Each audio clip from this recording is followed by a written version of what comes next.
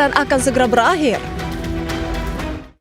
Iran dilaporkan setuju untuk menyerahkan uranium yang diperkaya ke China dengan syarat China harus berjanji tidak akan menyerahkan uranium Iran ke Amerika Serikat.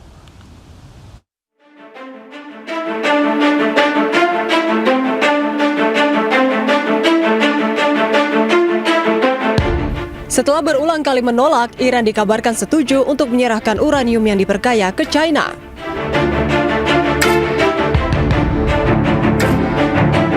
Iran setuju untuk mentransfer uranium dengan syarat yaitu China tidak akan menyerahkannya ke Amerika Serikat.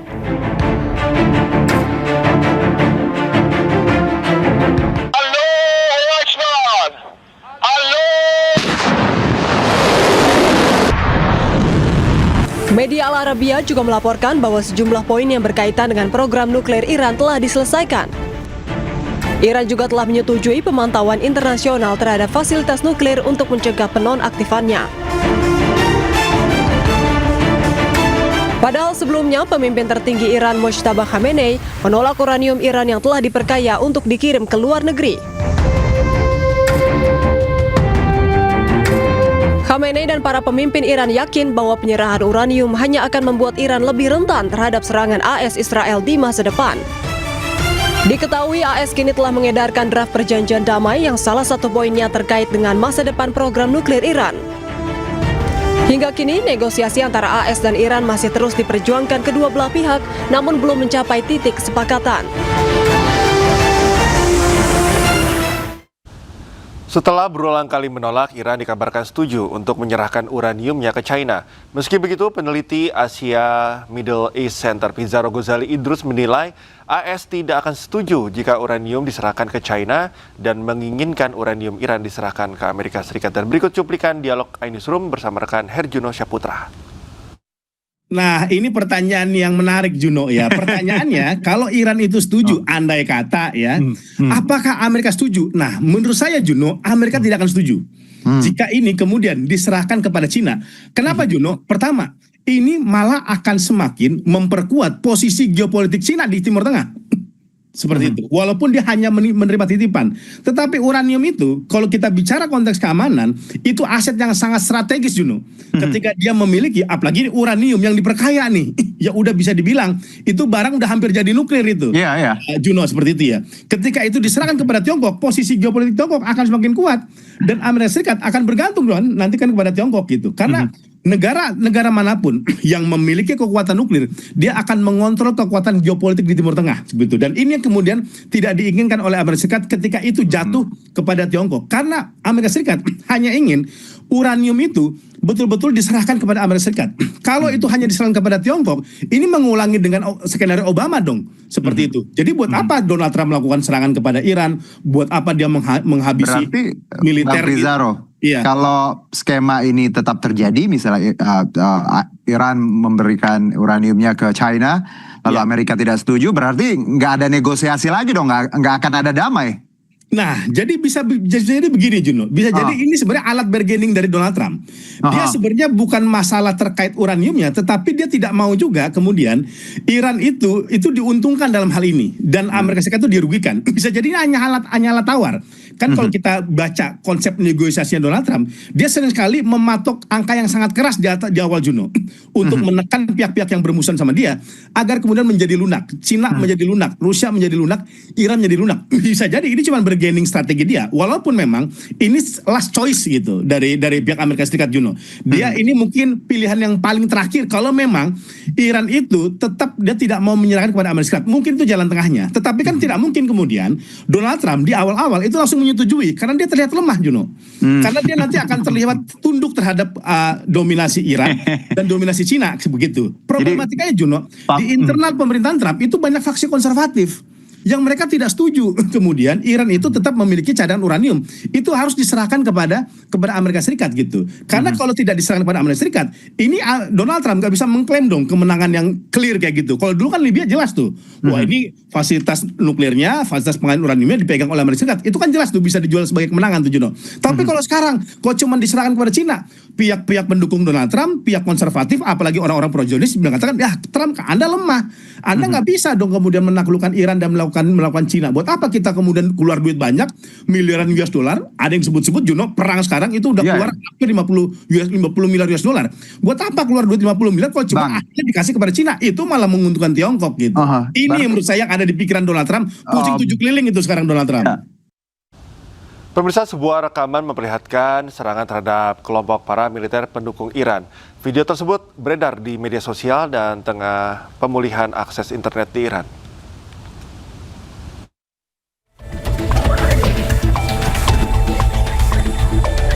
Video yang beredar di media sosial memperlihatkan aksi penembakan dari kendaraan bergerak terhadap seorang pria yang diduga anggota Basij di Iran.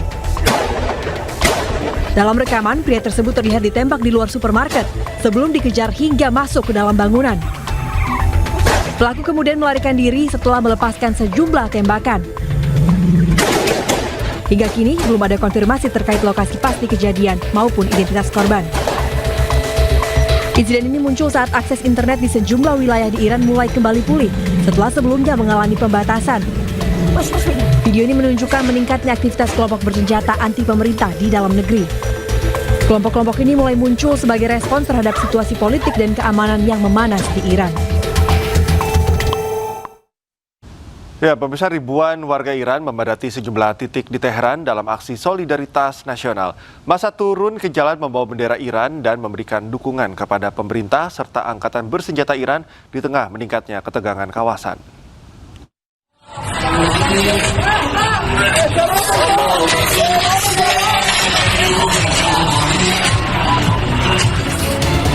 Lautan massa memenuhi lapangan Azadi di Teheran, Iran dalam aksi dukungan besar-besaran terhadap Republik Islam Iran dan militernya di tengah meningkatnya ketegangan konflik Iran dengan Amerika Serikat dan Israel. Warga terlihat mengibarkan bendera Iran, meneriakkan slogan dukungan serta mengikuti aksi malam yang disebut sebagai pertemuan rakyat. Kerumunan serupa juga terlihat di Tahrir Square, Teheran Utara, Iran. Aksi ini menjadi bagian dari rangkaian unjuk solidaritas malam ke-89 yang digelar di berbagai wilayah Iran. Aksi massa ini berlangsung setelah Iran mengklaim berhasil menembak jatuh jet tempur F-35 dan drone MQ-9 Amerika Serikat di tengah meningkatnya eskalasi konflik di kawasan Timur Tengah. Pemerintah Iran menyebut sistem pertahanan udaranya berhasil menargetkan pesawat Amerika Serikat di wilayah sekitar Teluk. Namun hingga kini belum ada verifikasi independen terkait klaim Iran tersebut. Para negosiator Amerika Serikat dan Iran sepakat memperpanjang gencatan senjata selama 60 hari.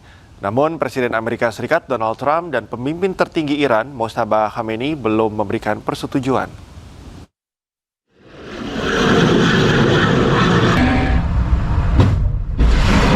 Para negosiator Amerika Serikat dan Iran telah mencapai kesepakatan memperpanjang gencatan senjata selama 60 hari yang akan memberi mereka waktu menegosiasikan mengakhiri perang secara penuh. Namun Gedung Putih mengatakan kesepakatan tersebut harus disetujui Presiden Amerika Serikat Donald Trump. Pimpinan tertinggi Iran, Ayatollah Mojtaba Khamenei juga belum memberikan persetujuan akhir. Pengumuman ini muncul ketika gencatan senjata saat ini antara kedua pihak berada di bawah tekanan setelah Amerika Serikat melancarkan beberapa serangan ke pelabuhan Bandar Abbas dan Iran membalas dengan menyerang pangkalan militer Amerika Serikat di Kuwait. Kesepakatan baru ini dapat meredakan ketegangan saat kedua pihak bersiap membahas isu-isu yang lebih pelik seperti program nuklir Iran dan pencabutan sanksi. Wakil Presiden Amerika Serikat, J.D. Vance, mengatakan Amerika Serikat dan Iran masih perlu menyelesaikan beberapa poin penting sebelum kesepakatan tentang perang dapat tercapai. J.D. Vance mengatakan para negosiator sedang bernegosiasi mengenai beberapa poin yang mencakup masalah pengayaan uranium. Amerika Serikat telah lama menuntut Iran menghentikan produksi uranium yang diperkaya tinggi dan membuang persediaan yang ada yang secara teori dapat digunakan untuk membuat senjata nuklir. J.D. Vance menyampaikan ada optimis dan percaya Iran bernegosiasi dengan itikat baik.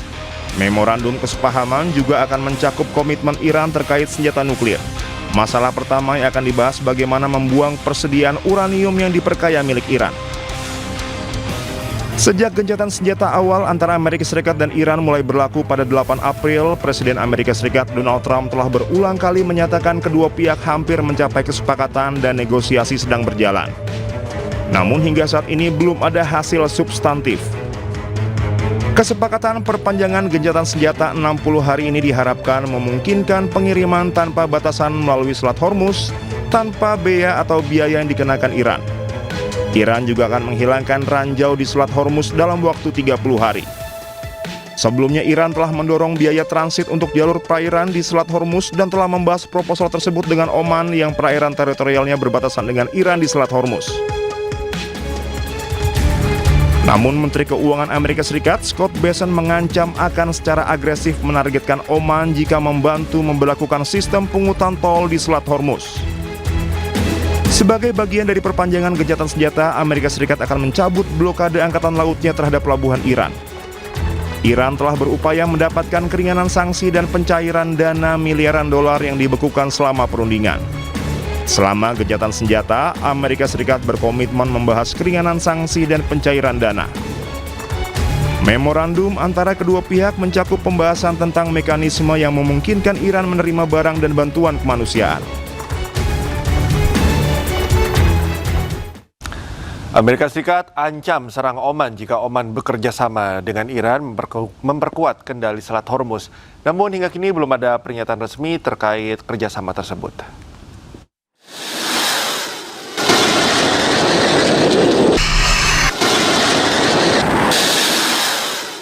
Setelah sempat ditutup total selama perang di Timur Tengah, Selat Hormuz kini telah beroperasi secara terbatas di bawah kendali Iran.